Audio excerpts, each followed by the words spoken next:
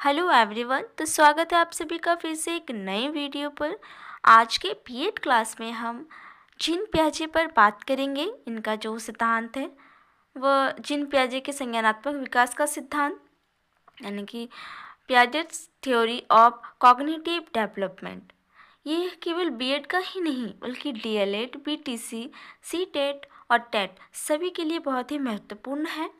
ठीक है, तो आज का क्लास को कोई मिस मत करिएगा। ये बहुत ही महत्वपूर्ण क्लास है। बहुत सारी इम्पोर्टेंट चीज़ आज के क्लास में मैं बताने वाली हूँ। तो वीडियो स्टार्ट करने से पहले एक रिक्वेस्ट है कि अगर वीडियो पसंद आए तो वीडियो को लाइक, कमेंट एंड शेयर ज़रूर करिएगा, और चैनल पर नए हैं तो चैनल को सब्सक्राइब कर दीजिएगा। तो आज की क्लास में जो हमारा टॉपिक रहेगा, जीन पियाजे के संज्ञानात्मक विकास का सिद्धांत, Piaget's theory of cognitive development. तो सबसे पहले आज हम पियाजेस इंट्रोडक्शन यानी पियाजे का परिचय जानेंगे। फिर हम बात करेंगे Piaget's theory of cognitive development, यानी पियाजे के संज्ञानात्मक विकास का सिद्धांत। तो चलिए बिना देर करते हुए आज की क्लास को स्टार्ट करते हैं। तो हमारा हेडिंग है Piaget's theory of cognitive development, यानी जीन पियाजे के संज्ञानात्मक विकास का सिद्धांत। सबसे पहले हम जानते हैं जीन पियाजे का परिचय, यानी ये जीन पियाजे है कौन। जीन पियाजे जो एक प्रमुख स्विस मनोवैज्ञानिक थे जिनका प्रशिक्षण प्राणी विज्ञान में हुआ था।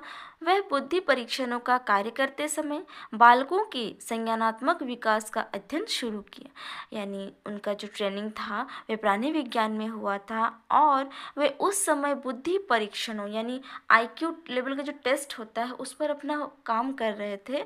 और उस काम को करते समय उन्होंने बालकों के संज्ञानात्मक विकास, यानी बालकों के अंदर उनकी जो बुद्धि का विकास है, बच्चों की जो बुद्धि का विकास है वह कैसे होता है, किस स्तर पर होता है, किस लेवल पर होता है, इस पर उन्होंने जो स्टडी करना आरंभ कर दिया।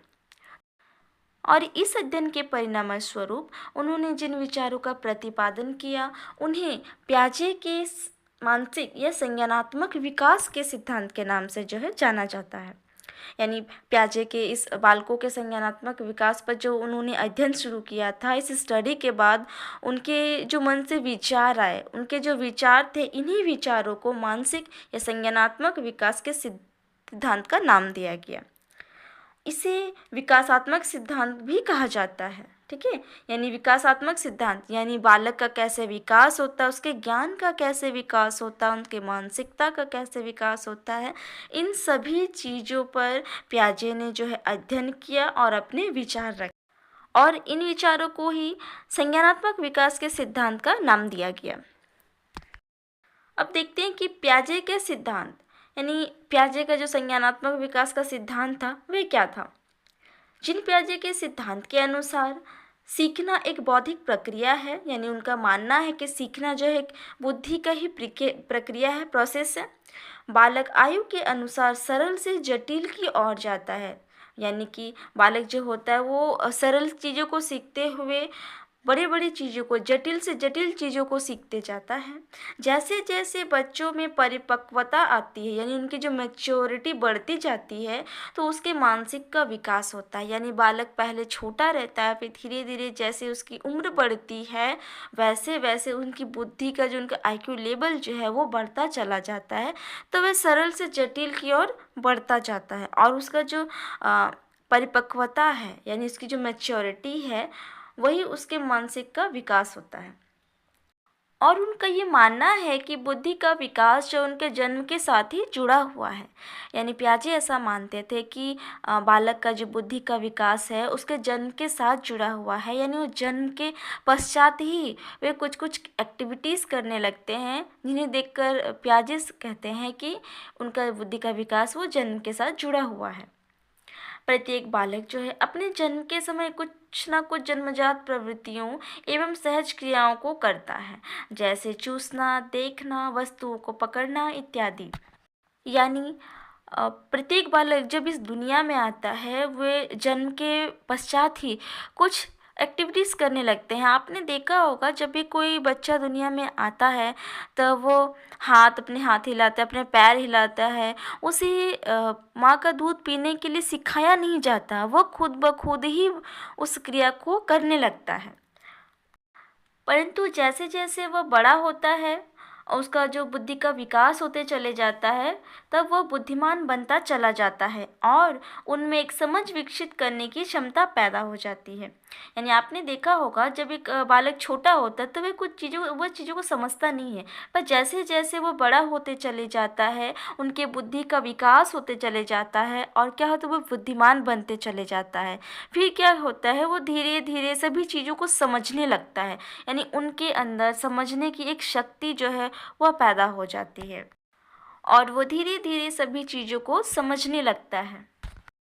अतः जीन पियाजे ने बालकों के संज्ञानात्मक विकास की व्याख्या करने के लिए एक 4 अवस्था सिद्धांत का प्रतिपादन किया। यानी जीन पियाजे जो थे उन्होंने बच्चों के संज्ञानात्मक विकास की व्याख्या की कि कैसे बालक के बढ़ती उम्र के साथ, उनके विकास के साथ उनके ज्ञान का भी विकास होता चला जाता है, उनके बुद्धि का भी जो है विकास होते चले जाता है। और इसी विकास को जो है उन्होंने 4 अवस्थाओं में विभाजित किया है। वे अवस्थाएं निम्नलिखित हैं।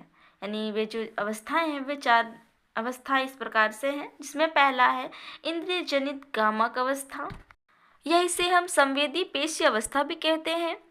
दूसरा है प्राक संक्रियात्मक अवस्था और तीसरा है मूर्त संक्रियात्मक अवस्था, चौथा है अमूर्त संक्रियात्मक अवस्था। तो इस तरह से पियाजे ने जो है 4 स्टेज में बालक के संज्ञानात्मक विकास के सिद्धांत को 4 स्टेज में बांटा है। आइए इन चारों स्टेज को हम बारी बारी से इस पर बात करेंगे, इस पर चर्चा करेंगे। तो सबसे पहली अवस्था है इंद्रिय जनित गामक अवस्था। ये जो है 0 से 2 वर्ष तक, यानी जन्म के पश्चात से लेकर 2 वर्ष तक की होती है। यह अवस्था जन्म से 2 वर्ष तक की होती है। इस अवस्था में शिशु जो है अपने शारीरिक रूप से चीज़ों को इधर उधर करना, वस्तुओं को पहचानने की कोशिश करना या किसी चीज़ को पकड़कर उसे प्रायः मुंह में डालकर उसका अध्ययन करने का वो प्रयास करते हैं। यानी बच्चे जो होते हैं वे जन्म के बाद से इस तरह की क्रियाएं, इस तरह की एक्टिविटीज़ करते हैं। चीज़ों को इधर उधर फेंकते हैं, वस्तुओं को पकड़कर मुंह में डालते हैं। ठीक है, उन्हें नहीं पता है ये खाने की चीज़ है या नहीं है, परंतु फिर भी वे सभी चीज़ों को, अपनी उंगलियों को जो है मुंह में प्रायः डालते रहते हैं। अब इस इंद्रिय जनित कामक अवस्था को पियाजे ने जो है 6 उप अवस्थाओं में बांटा है, जिसमें सबसे पहली उप अवस्था है प्रतिवर्त क्रियाओं की अवस्था। यह अवस्था जो है जन्म से 30 दिन तक की होती है। इस अवस्था में बालक जो है मात्र प्रतिवर्ती क्रियाओं को करने लगता है और इन प्रतिवर्त क्रियाओं में वह चूसने का प्रतिवर्त सबसे प्रबल होता है। यानी कि वह जन्म के पश्चात क्या है, उंगली को मुंह में डालकर चूसने का प्रयास करते रहते हैं। और दूसरी उप अवस्था है प्रमुख वृत्ति प्रतिक्रियाओं की अवस्था। यह जो अवस्था है ये 1 से 4 महीने की अवधि की होती है और इस अवस्था में शिशुओं की प्रतिवर्त क्रियाओं की उनकी अनुभूतियों के द्वारा कुछ हद तक परिवर्तित होती है या दोहराई जाती है। यानी जो जन्म से लेकर 30 दिन तक की जो अवस्था थी उसमें बच्चे जो प्रतिवर्त क्रियाएं करते थे, उन्हीं क्रियाओं को इस अवस्था में क्या है कि फिर से दोहराया जाता है। ठीक है, बच्चे बार बार उन्हीं क्रियाओं को फिर से दोहराते हैं। ये 1 से 4 महीने की अवधि की होती है। तीसरी उपावस्था गौण वृत्ति प्रतिक्रियाओं की अवस्था। यह जो अवस्था है वो 4 से 8 महीने की अवधि की होती है और इस अवस्था में जो है शिशु वस्तुओं को उलटने पलटने या छूने पर अपना अधिक ध्यान देता है। यानी बच्चे जब 4 से 8 महीने के होते हैं वे उस समय चीज़ों को उलट पुलट करके उसे छूते हैं, उसे ध्यान से देखते हैं। और चौथी उपावस्था है गौण स्कीमेटा के समन्वय की अवस्था। यह जो अवस्था है वो 8 महीने से लेकर 12 महीने की अवधि की होती है। इस अवधि में बालक उद्देश्य तथा उस पर पहुंचने के साधन में अंतर करना प्रारंभ कर देता है। जैसे यदि कोई खिलौना को छिपा दिया जाए तो बालक क्या करता है, खिलौना को खोजने के लिए वस्तुओं को, चीज़ों को इधर उधर उलट पलट करके हटाने की कोशिश करता है। इस अवधि में शिशु जो है स्कीमा भी सीखते हैं। अब है पांचवी उपावस्था, यह है तृतीय वृत्ति प्रतिक्रियाओं की अवस्था है। यह अवस्था जो है 12 महीने से 18 महीने की अवधि की होती है। इस अवस्था में उनका जो शरीर है वो क्रियाओं में अभिरुचि कम हो जाती है, यानी वो इधर उधर की एक्टिविटीज़ करना कम कर देते हैं और इसकी जगह पर वे स्वयं कुछ वस्तुओं को लेकर प्रयोग करते हैं, एक्सपेरिमेंट करते हैं। क्या करते हैं कि उनमें वस्तुओं को ऊपर से नीचे गिराकर अध्ययन करने की एक प्रवृत्ति अधिक हो जाती है। यानी इस समय बच्चे क्या करते हैं, किसी भी चीज़ को ऊपर से नीचे की ओर फेंक कर एक्सपेरिमेंट करना स्टार्ट कर देते हैं। अब छठी उपावस्था, यह जो है मानसिक संयोग द्वारा नए साधनों की खोज की अवस्था है।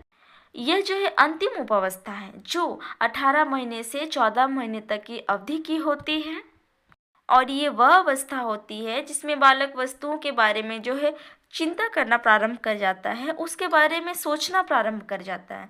यदि कोई वस्तु कहीं छिपा दी गई हो तो वह सोचने लगता है, उसे खोजने के लिए वह सोचने लगता है। दूसरी अवस्था, यह इसका नाम पूर्व संक्रियात्मक अवस्था है। संज्ञानात्मक विकास की यह जो अवस्था है वो 2 से 7 वर्ष की अवधि की होती है।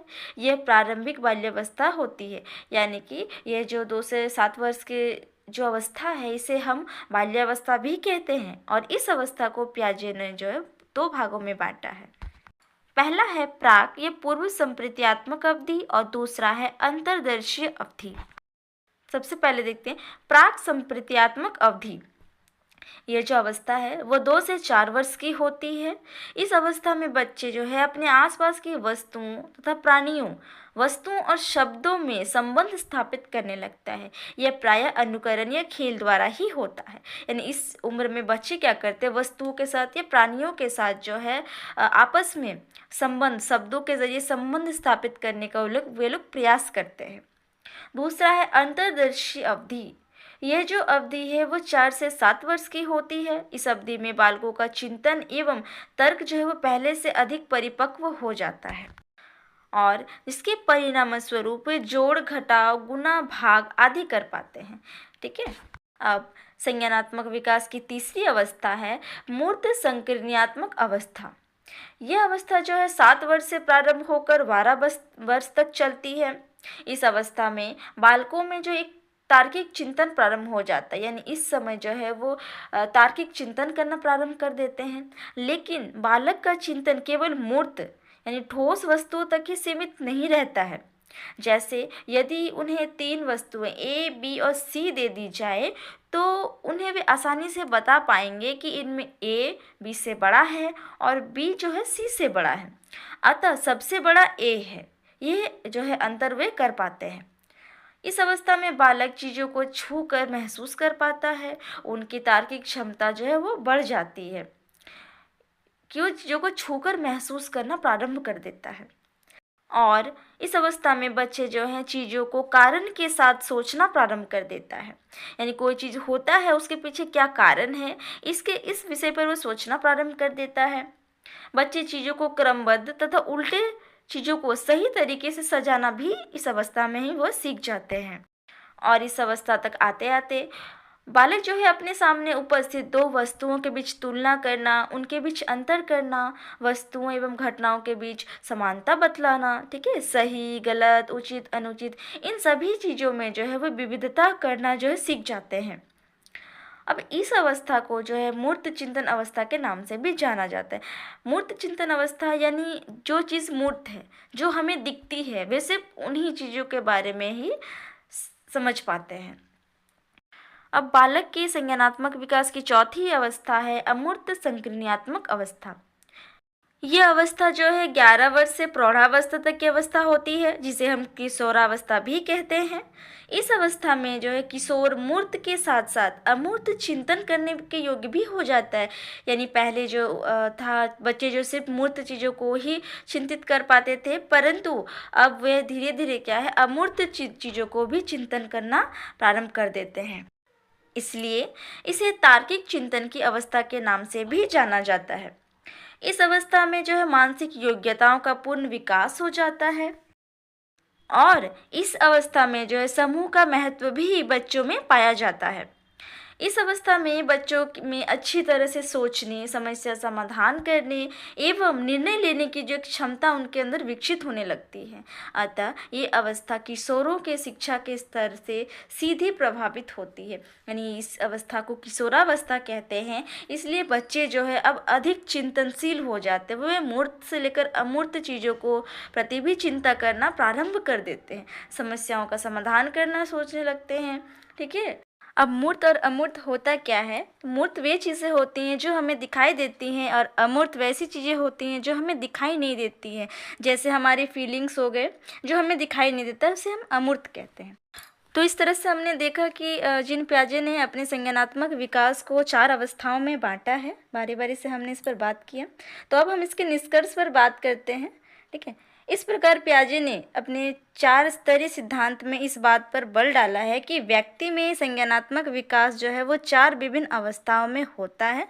जैसे-जैसे बच्चों की उम्र बढ़ती है वैसे-वैसे उनके संज्ञानात्मक विकास भी